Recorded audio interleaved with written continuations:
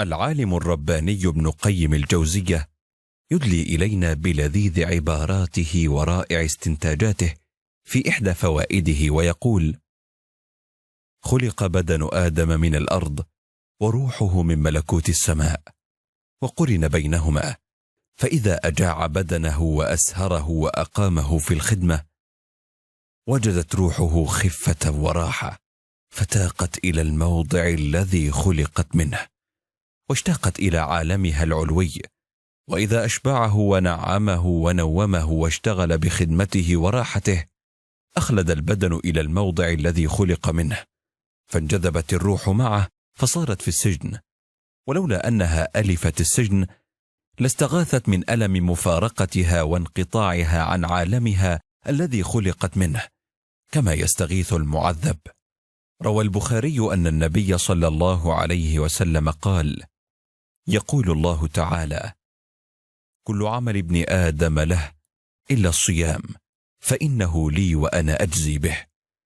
والصيام جنة، فإذا كان يوم صوم أحدكم فلا يرفث ولا يصخب، فإن سابه أحد أو قاتله فليقل: إني صائم إني صائم.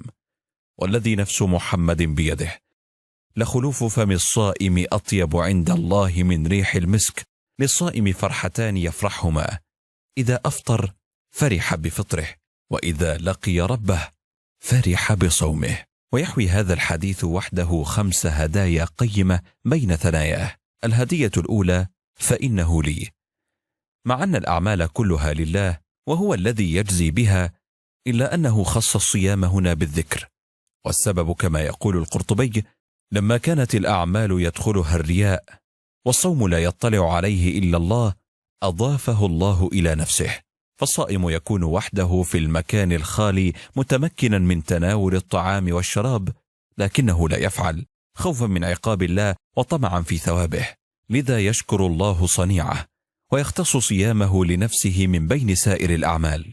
ودرس آخر مستفاد من قوله فإنه لي، وهو أنه لا يعلم أحد حقيقة صومك إلا الله، وكم من ممتنع عن الأكل والشرب أمام الناس غير أنه عند الله غير صائم.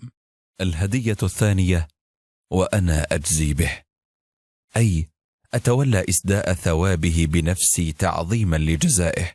قال المناوي: وأنا أجزي به، إشارة إلى عظم الجزاء وكثرة الثواب، لأن الكريم إذا أخبر بأنه يعطي العطاء بلا واسطة اقتضى سرعة العطاء وشرفه.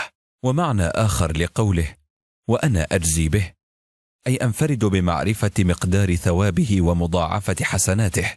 قال القرطبي: معناه أن الأعمال قد كشفت مقادير ثوابها للناس، وأنها تضاعف من 10 إلى 700 ضعف إلى ما شاء الله، إلا الصوم، فإن الله يثيب عليه بلا حد ولا عدد.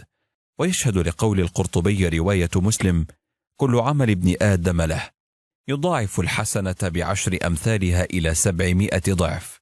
قال الله تعالى: إلا الصوم فإنه لي وأنا أجزي به.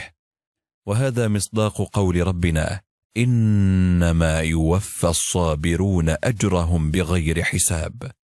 واسمع إلى البشرى الرائعة التي تؤكد نفس المعنى، والتي جاءت على لسان عبد الله بن عباس رضي الله عنهما في قوله أن رسول الله صلى الله عليه وسلم بعث أبا موسى على سرية في البحر، فبينما هم كذلك قد رفعوا الشراع في ليلة مظلمة، إذا هاتف فوقهم يهتف: يا أهل السفينة قفوا أخبركم بقضاء قضاه الله على نفسه. فقال أبو موسى: أخبرنا إن كنت مخبرا. قال: إن الله تبارك وتعالى قضى على نفسه أنه من أعطش نفسه له في يوم صائف سقاه الله يوم العطش. ولأن أبا موسى رجل أفعال لا يكتفي بالأقوال، ولأنه يريد أن يكون الحديث الذي رواه حجة له لا عليه، كان يتوخى اليوم الشديد الحر الذي يكاد الإنسان ينسلخ فيه حرا فيصومه. الهدية الثالثة: الصوم جنة، أي ترس يدفع المعاصي عن الصائم في الدنيا ويدفع النار عنه يوم القيامة. وفي الترمذي: والصوم جنة من النار. وذلك أن الشيطان يجري في عروق ابن آدم مجرى الدم، فإذا صام المرء ضاقت عروقه، فتضيق مسالك الشيطان، وقلت وساوسه، وبهذا يقبل الناس على الطاعات، فيكون الصوم لهم جنة. قال ابن العربي: إنما كان الصوم جنة من النار لأنه إمساك عن الشهوات، والنار محفوفة بالشهوات، فإذا كف نفسه عن الشهوات في الدنيا كان ذلك سترا له من النار في الآخرة. ولذا أشار ابن عبد البر إلى أفضلية الصيام على غيره من العبادات فقال: حسبك بكون الصيام جنة من النار فضلا. الهدية الرابعة: أطيب عند الله من ريح المسك، وهو على 7 أقوال كل واحد أحلى من الآخر، فتذوق معي هذه الحلاوة حتى تشتاق لعبادة الصوم وتداوم عليها. الأول أنه أطيب عند الله من ريح المسك عندكم. الثاني أن الله يجزي الصائم بذلك في الآخرة، فتكون ريحه أطيب من ريح المسك، كما يأتي الشهيد يوم القيامة وريح جرحه تفوح مسكا. الثالث أن الصيام سر بين العبد وربه في الدنيا، لذا أظهره الله في الآخرة علانية للخلق، ليشتهر الصائمون في الآخرة جزاء ما أخفوا صالح عملهم في الدنيا. الرابع أن الصائم ينال من الثواب في الآخرة ما هو أغلى من المسك في دنياكم. الخامس أن فضل الصيام بين العبادات كفضل المسك بين الأشياء. السادس أن الله تعالى يثيب الصائم على خلوف فمه أكثر مما يثيبه على استعماله المسك، حيث أثاب الله على استخدام المسك في الجمع والأعياد.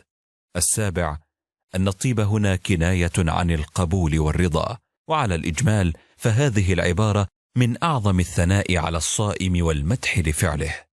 الهدية الخامسة: وللصائم فرحتان يفرحهما: إذا أفطر فرح بفطره، معناه فرح بزوال جوعه وعطشه، وهذا فرح بشرى.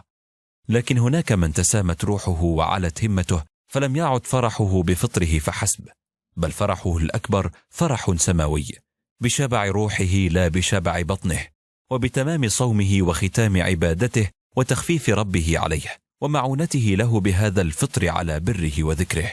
وإذا لقي ربه فرح بصومه، أي بنيل الثواب وعلو المنزلة. وقبل أن تنفد جرعة الفرح المتولدة في قلبك من أثر الهدية السابقة، عاجلك رمضان بهدية أغلى وجائزة أحلى، وهي جائزة كل ليلة. قال صلى الله عليه وسلم: إن لله تعالى عتقاء في كل يوم وليلة، لكل عبد منهم دعوة مستجابة.